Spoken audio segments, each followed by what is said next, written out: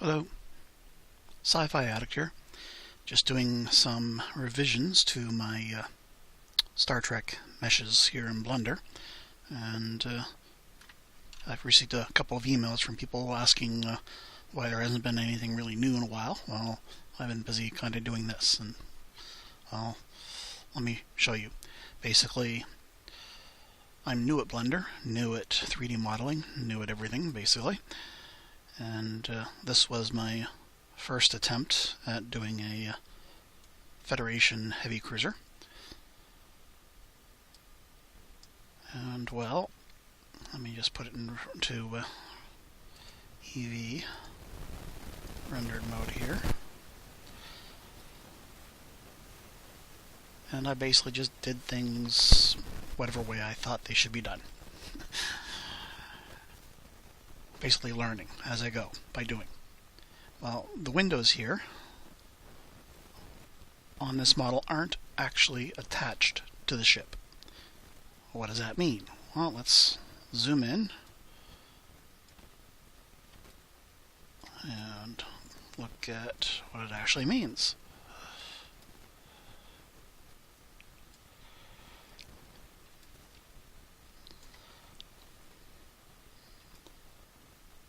So it's just a glowy little plane, I guess you would call it, that's just sitting here. Well, let's actually look, see what the mesh is called.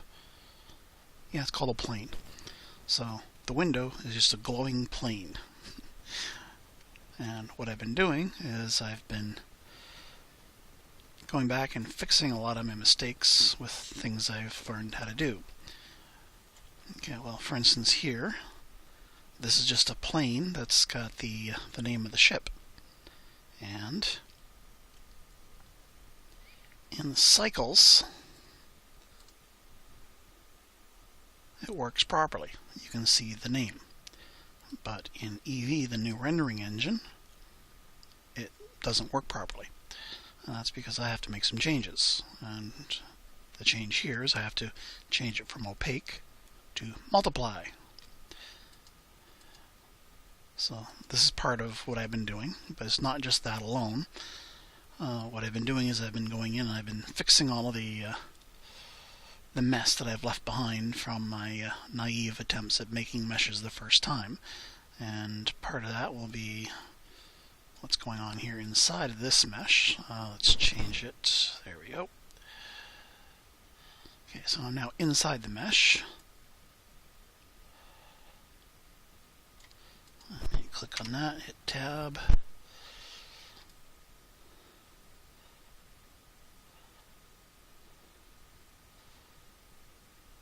Okay, so you see some lines here. Let me go into the proper editing mode. Like this line here, it isn't doing anything. It doesn't serve a purpose. So I go in and I delete the edge. And I do the same thing with a bunch of others. So this is part of what I've been doing. But some of it is actually affecting the outside of the mesh. So if I zoom out here, you see these little ridges?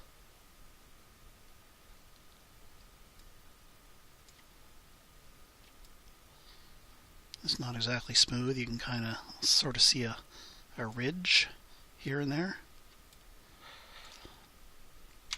Well, if I go into editing mode here and tell it to look at vertices, when I click here, that vertice isn't attached to anything, and it deforms the mesh just a tiny little bit. Or if I click on this one here, you can see these four lines sort of light up around it. So if I were to delete this one, let me zoom out a little bit. If I delete that vertices, I've now got a hole in my ship. Let me undo that. But the one up here isn't attached to anything, and if I delete that, it just goes away. And then if I zoom in, it no longer has that bit of a ridge. So let's do the same thing, do a few more.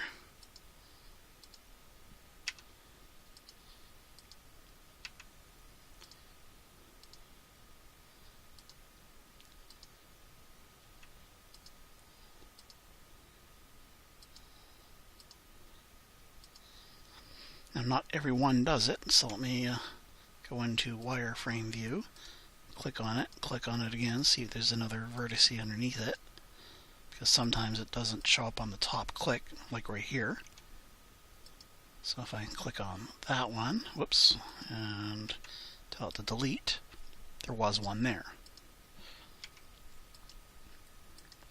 So that's a lot of what I've been doing, is cleaning the mesh up like that. But another thing I've been doing is I've been fixing windows.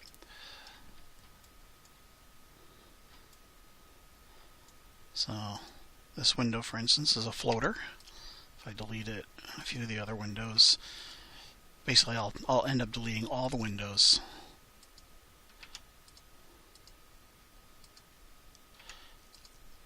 And then I'll go back to the mesh. And I will create new windows which are actually inset.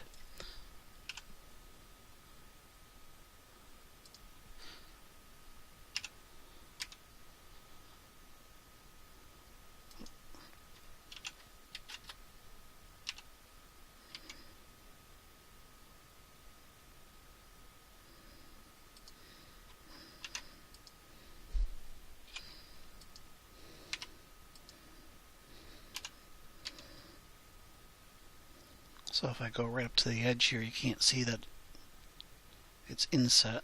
And if I move it down just a little bit, you can. And then I go into the properties. So it's an emission shader here. So let me do this. Find the material. Unlink it, make a new material. I probably already got a glowing one there, and there we go.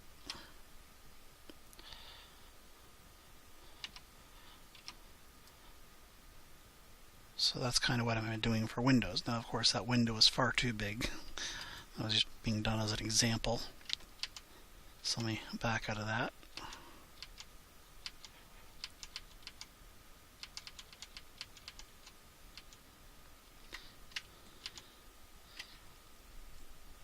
So I'm going to scale this in Y. I'm going to go direction Y with it. And of course, that's changed the angle of it a little bit.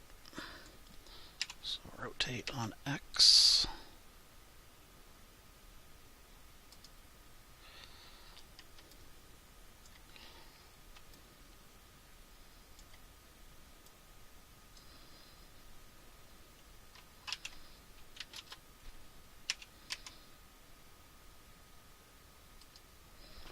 So what I'm doing here is I'm duplicating the surface, then stripping that surface off to be its own surface, then highlighting that surface, unlinking it from the coloring of the ship, again giving it its own color,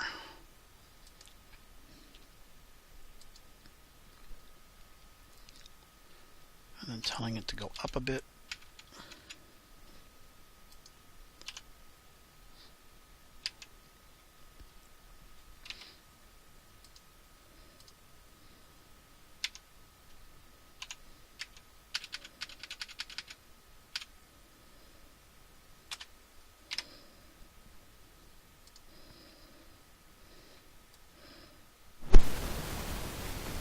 More along the lines of what I wanted.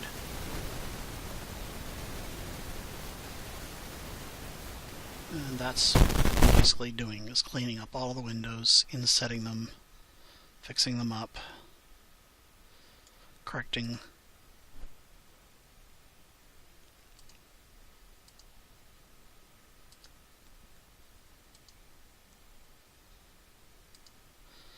and going in and adding subsurface modifiers to things that didn't have it before.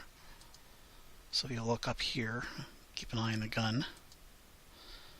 I add subsurface subdivision, it makes it more roundy. So it's actually set to a render at 2, so if I bring that up, that's what it will look like at 2. I could make it even smoother, but that takes more time rendering, and it's rather a small object when you look at it from a distance.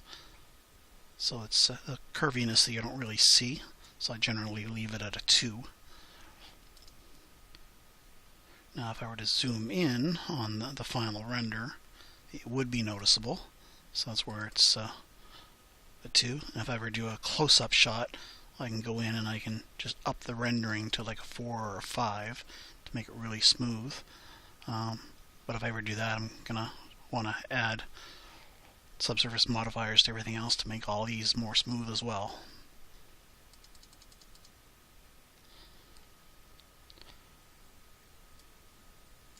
And there's other mistakes. Well, I shouldn't really call them mistakes, just things that I didn't take into account or didn't know how to do kind of thing when I was originally doing it. So here with the impulse engines, you can see there's a bit of a distance between the actual engine and the ship hull. So what I've been doing is I've been going in and doing things like this. Let's see if I can zoom in so you can see it. Not so much, it's too close. There we go. So I will extrude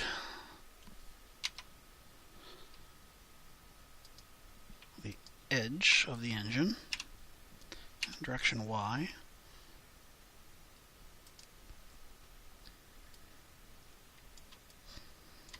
Make sure I got everything I wanted to have highlighted there.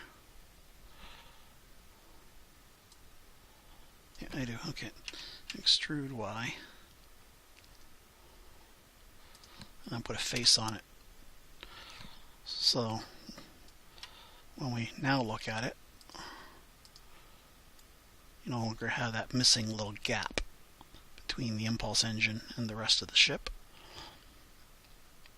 And here, for instance, these red impulse engine globe bits aren't really the same shape as the engine. And these were a couple of mistakes that I made earlier in making the engines. So let me just get rid of these two surfaces.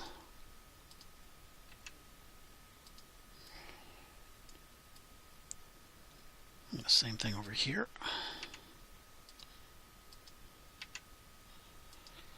Okay, so now I got rid of the engine glow kind of thing. So we're still on the impulse engine, so let's look at the material for it. There is no material, it's just the default color. So let me go in here and add a material. And for the color, I'm just going to sort of make it a black gray. So I'm just going to darken it down. I'm going to tell it to make it metallic. And then there's a bunch of other things here that I could do. For instance, if I wanted to make it shiny, I could put a sheen on it. And a clear coat kind of thing.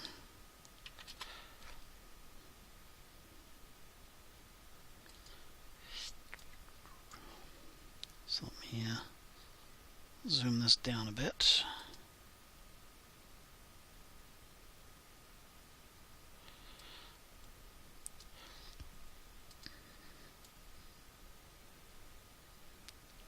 So you see here as I go to the side, it's a brighter color. That's because the light is reflecting off of it.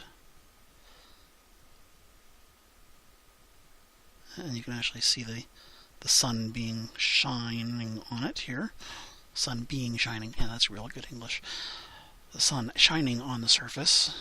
That's what the sheen and the clear coat will do. So it's not really what I want, but it's an example. So if I then turn off the clear coat,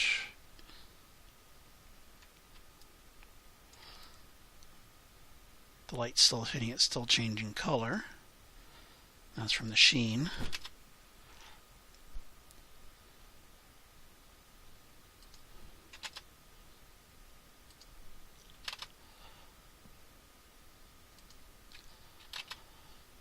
So I just turned the roughness down to 0. Now it's a black with a sheen.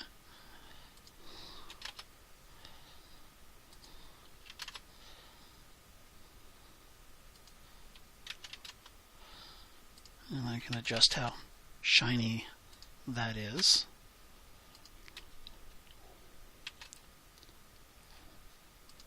Or not at all.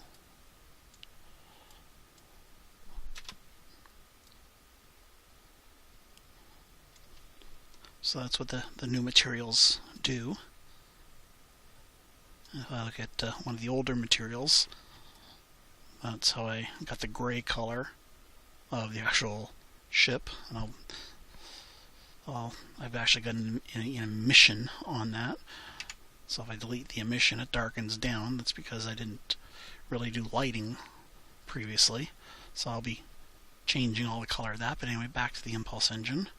If I go back into editing mode here and get out of rendered, going to minimize that. There we go. Here, let me move that over. I'll zoom that out. So I'm going to grab the edge here and the edge here. I'm going to extrude in Y direction and then do a face. Duplicate the face, separate the face, grab that new face. There we go. Go direction Y with it, just like I did with the windows kind of thing. And now I'm going to look at the materials.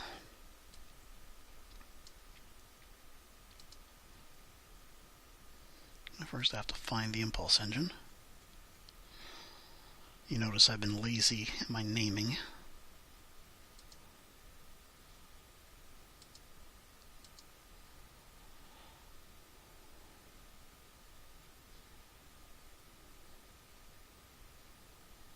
Oh, there it is.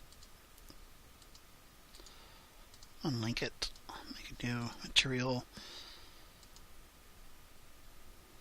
I've already got a bunch of materials here. I'm just going to grab a red. I think this one is the red that I use for the front of the Bussard collectors. Nope.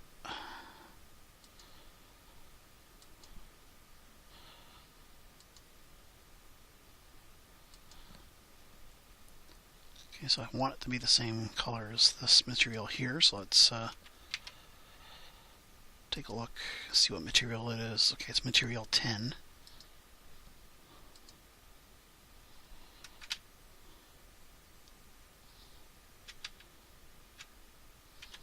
There we go.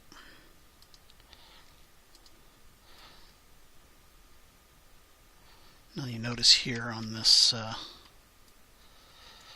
impulse deck, it's slightly deformed on the left side, but not on the right.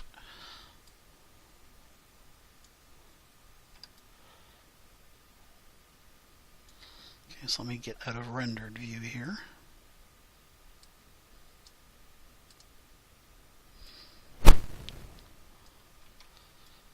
So you can kind of see it there. It's curvy over here and it juts up over here. So I want to look into what's causing that. So I've got a vertex here that's slightly left over, so let me delete that.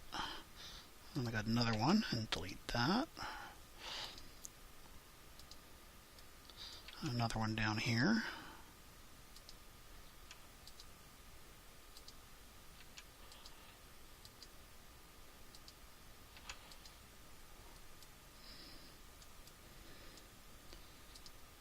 Another one there. And another one there. And now, all of a sudden, it doesn't jut up, but it's not quite what I want it to be yet. So there's probably a few other vertices in there that I need to delete as soon as I find them, kind of thing. But even just that little bit that I've just done is better than it was.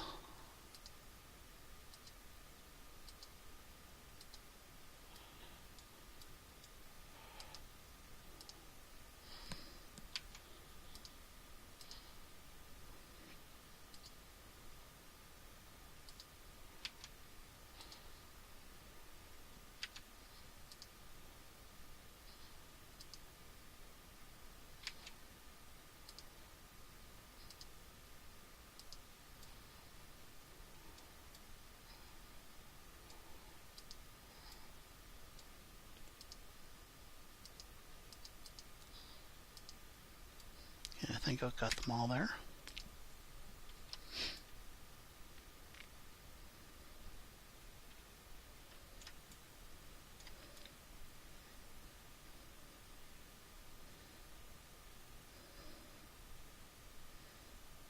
Okay, so that looks much better than it did.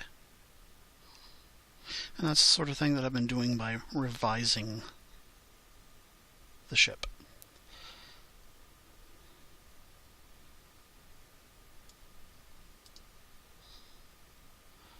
And I've probably got some things I've got to do here on the warp nacelles. So let's look at that. Okay, so I'm going to go look at what I'm doing for the render.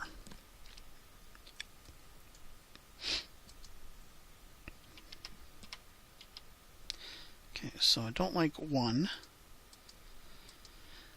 So it's probably going to be 3 or 4 on the rendering.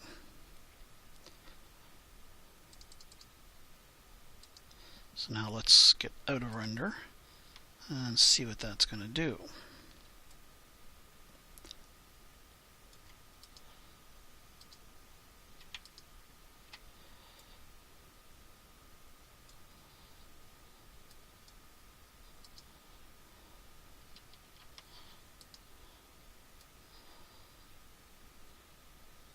See if any gaps or anything like that have opened up. Okay, so on this particular model, there isn't a gap. On other models I made, there was a bit of a gap between the silver part and the black part that I had to stretch it. Okay, let's take a look at the back end of it. Okay, here's a bit of a gap here. See how the line is curved up.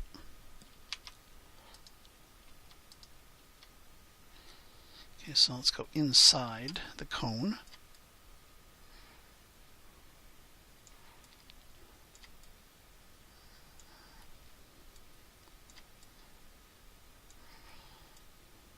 That's because when I originally made this bit here, I basically grabbed it, separated it, and pulled it out, and I didn't realize the curve modifier here would do that. And it wasn't really all that noticeable, but now that I know it's there and know how to avoid it, I'm going to go in here and I'm going to grab the entire surface and I'm going to make a face to it.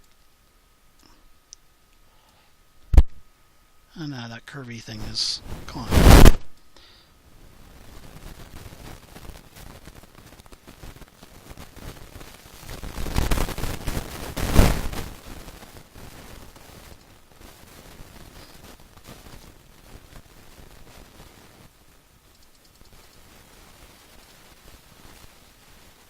So that's what the subsurface modifiers do.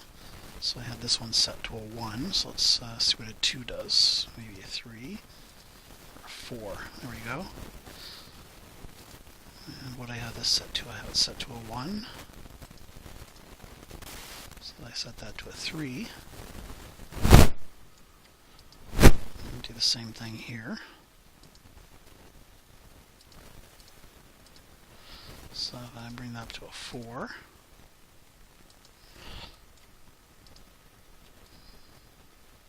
So that's kind of what it looks like now.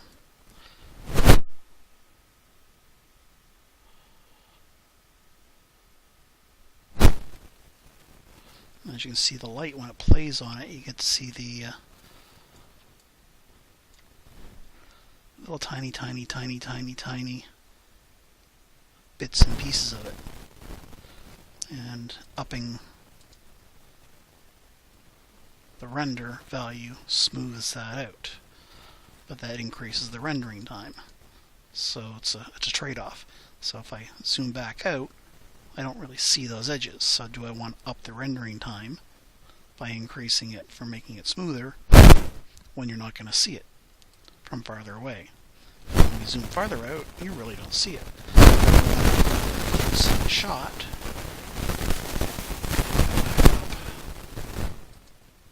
In the value,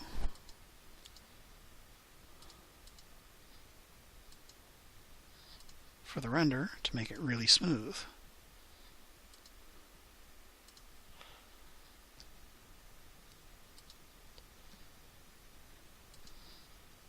But again, this increases rendering time. And at a certain point, you can't do any better.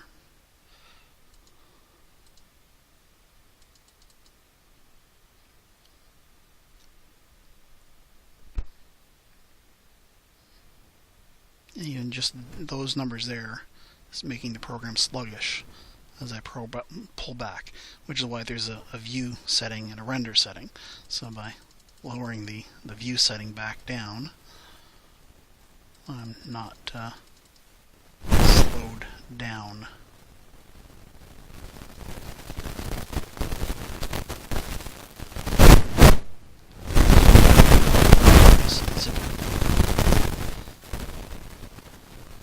So that's what I've been doing by revising my meshes. And I think I've showed you pretty much everything that I've been doing.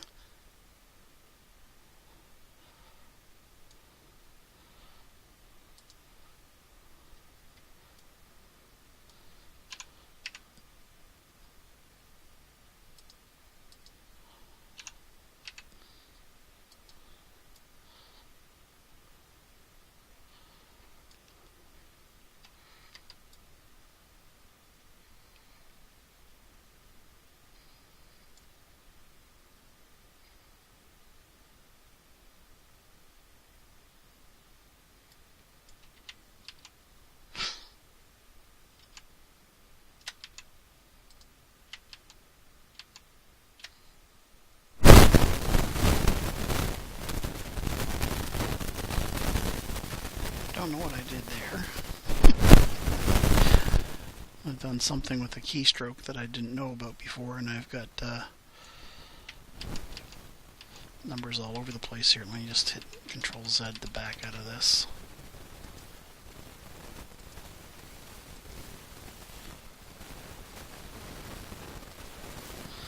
Anyway, I did something somewhere.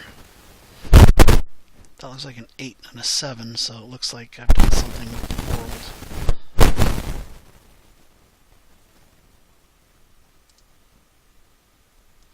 So let's reload the world.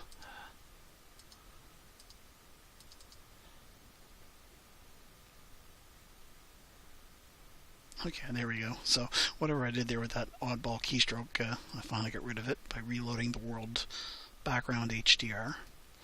But as I was about to say, by increasing the curviness, it reveals that sometimes the weapons placements change. So if I lower this back down to a 0, this weapon mount is mounted properly. And that's what the world looks like. And if I start increasing it, the curviness changes. And now to a point of diminishing returns of increasing the curviness.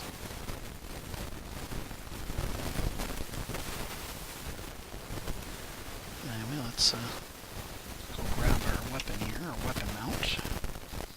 And I'm going to tell it to go up.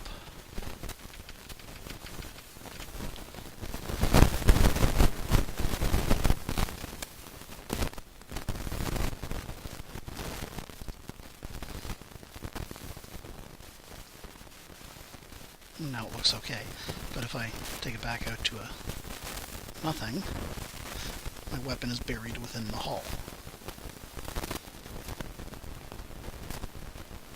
And I've got to verify the placement of all the weapons at a higher resolution kind of thing.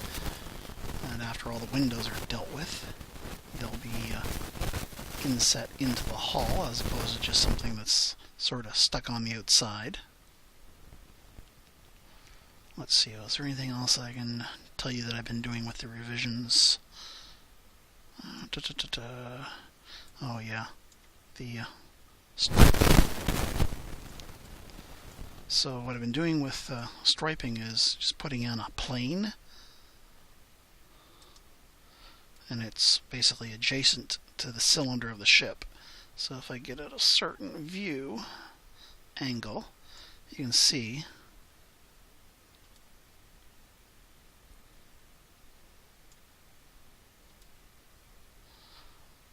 it's just sticking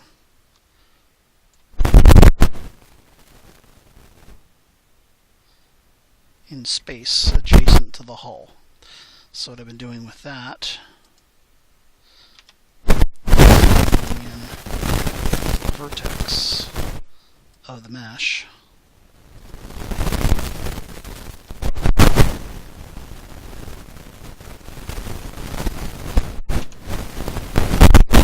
and inching it closer to the hull to the point it sort of disappears.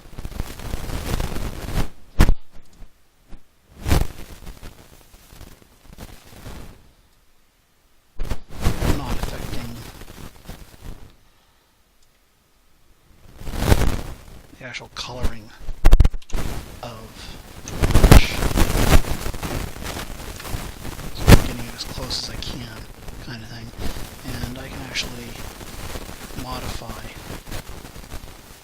the number of vertices that I've got here. So that's basically just 2 lines. I can go in here and tell it to subdivide. So now I've got multiple new vertices, which help wrap it just a little bit better.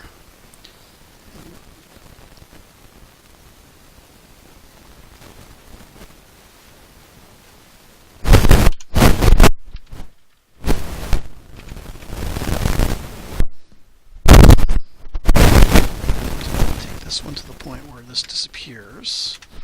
I can then come up to this one and tell it to come out to make it sort of reappear. It's got a pointed diminishing return for one over the other kind of thing.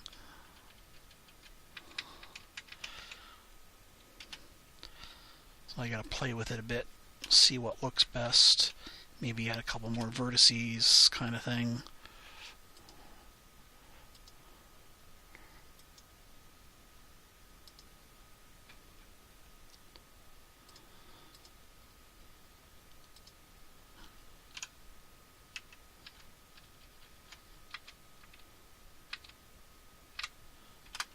And get as close as I can get. So that's one type. Oh yeah, I forgot to do the multiply on this one. From opaque to multiply. So now this has got some color on it. Now you'll notice that when I do this in EV, it's darker. And if I go to cycles, it's a little bit brighter. That's basically because of the lighting.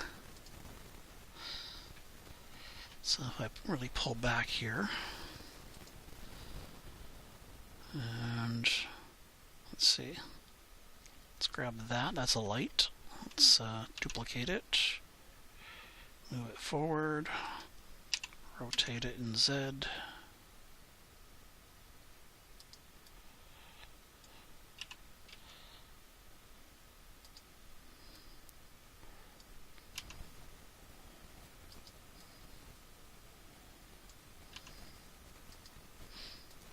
Now if I zoom back in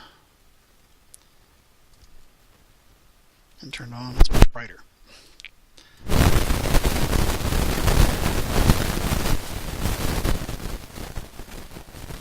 you'll see I've got a bit of a smear on this.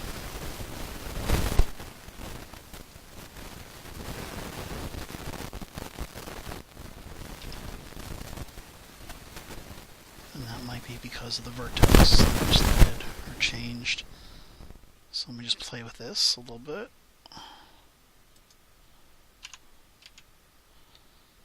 Tell it to go Z. Does it modify anything? Nope.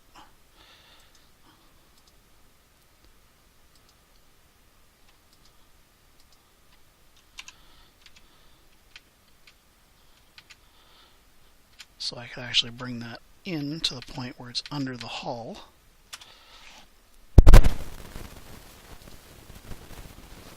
Sort of make that smudge disappear kind of thing. It might also be on the actual decal, I guess, that I just grabbed off the net. But other things here,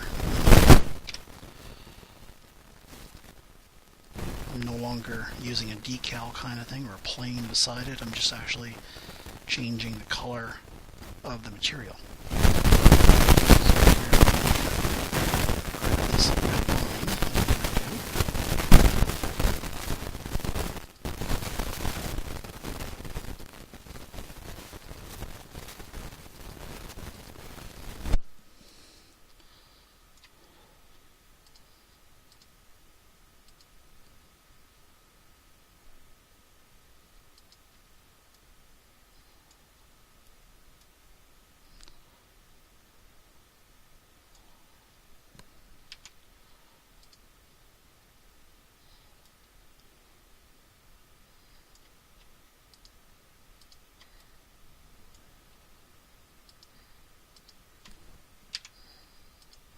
okay, so I've now got a surface. I'm gonna make it a hard edge. I'm gonna duplicate the surface. Separate the surface. I'm gonna select that new surface. Tell it to go up.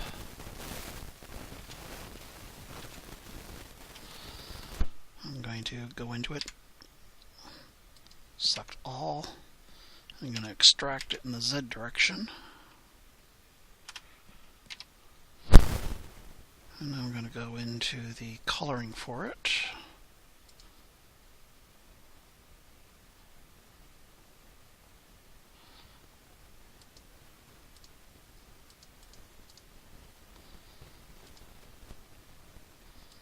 I'm just going to tell it to be red.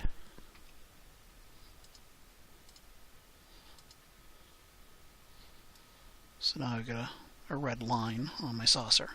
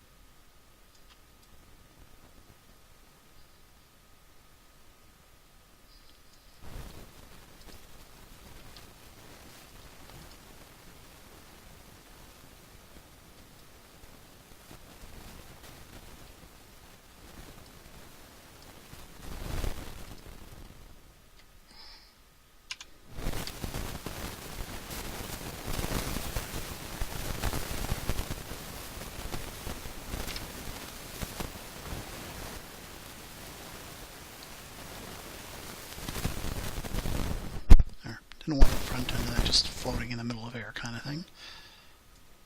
So, let's see. Anything else that I've been doing as part of the revision?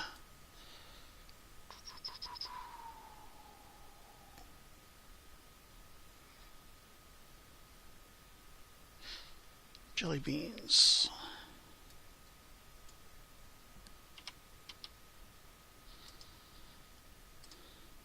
Okay, well, on the smaller ships, the little blinking light jelly beans, I've been doing some external mounts to those, but only on the secondary hull.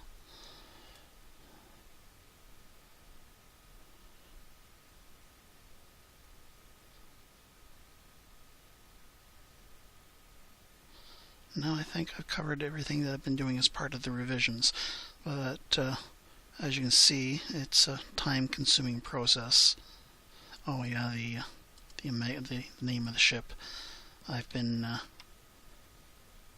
changing it so that it's more curved and slightly less curved. So here, in this center of this sign, decal, I'm sort of bending it up a little bit, making it a little bit less of a V, a little bit more curved.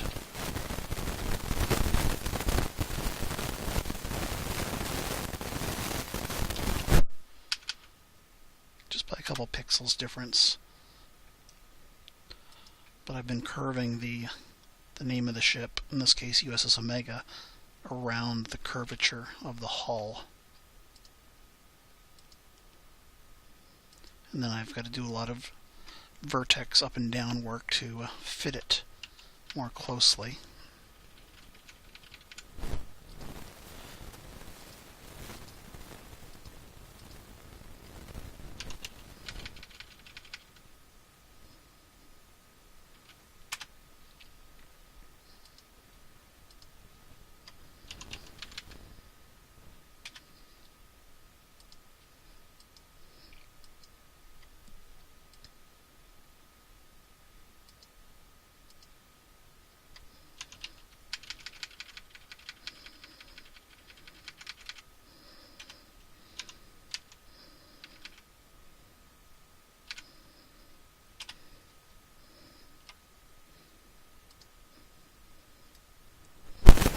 See, it buries it in the hull. I'm going to go in and I'm going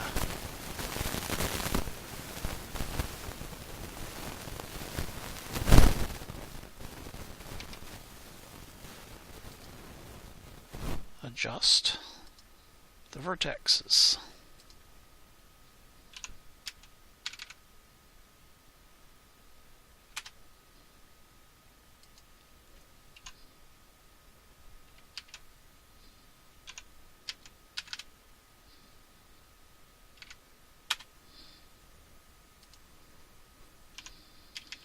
To make it visible again.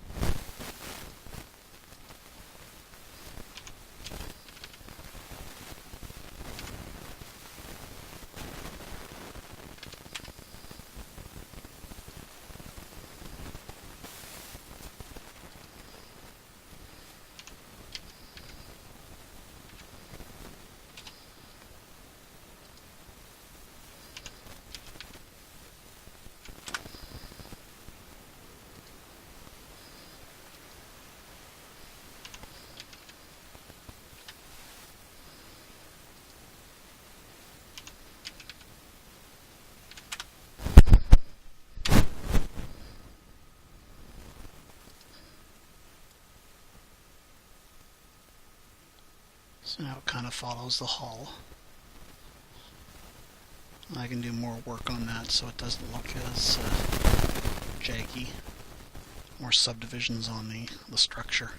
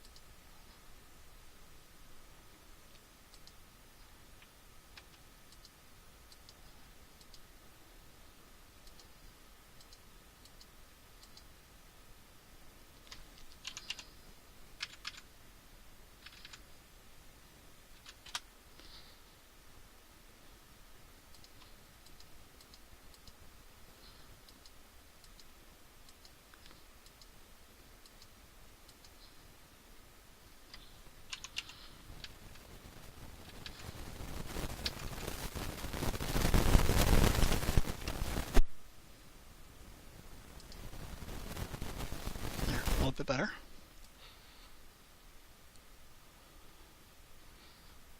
And now if I do a close-up of the hull,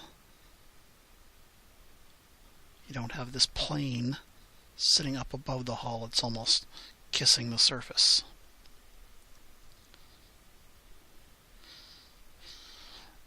So, I guess we'll end the video here. But as you can see, I've got a whole lot of lights that I've got to delete and then inset into the surface of the hull. I've got some more phaser mounts that I've got to add the subsurface curvature to. I've got the photon tubes here on the bottom that I've got to do a little bit of material work with.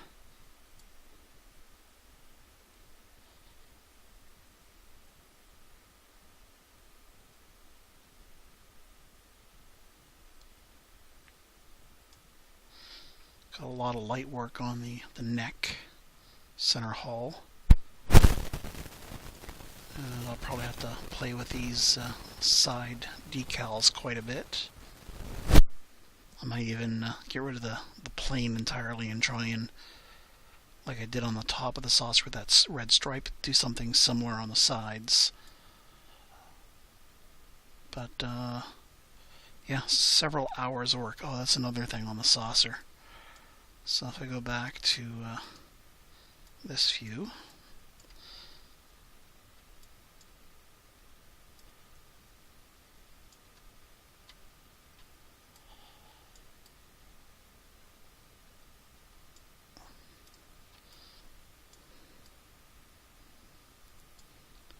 gonna have to get rid of the emission source on the saucer. Hang on a second.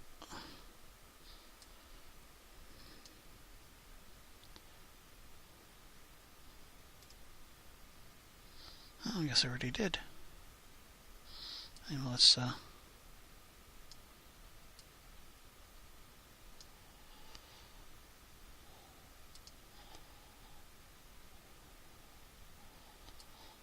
look at it under rendering. You can see this little curvature,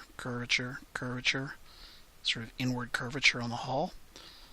Well, that's the vertexes again. So if I go here, there's a floating vertex that I need to get rid of. Same thing here. Same thing here. And it looks like there's multiple of them.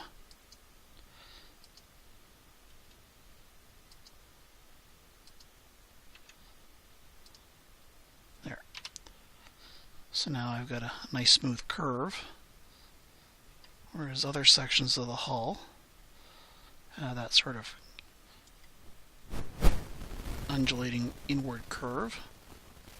So I've got a lot of that sort of work to do to get rid of some slight imperfections that you might not even see on the model unless you're zooming close up. But it's now been, what's the time on the video? 30 minutes.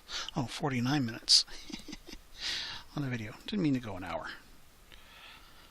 And I got like maybe 6, 7 more hours worth of work fixing the mesh up. All because of noob mistakes kind of thing. But anyway, that's it for this video. Have fun.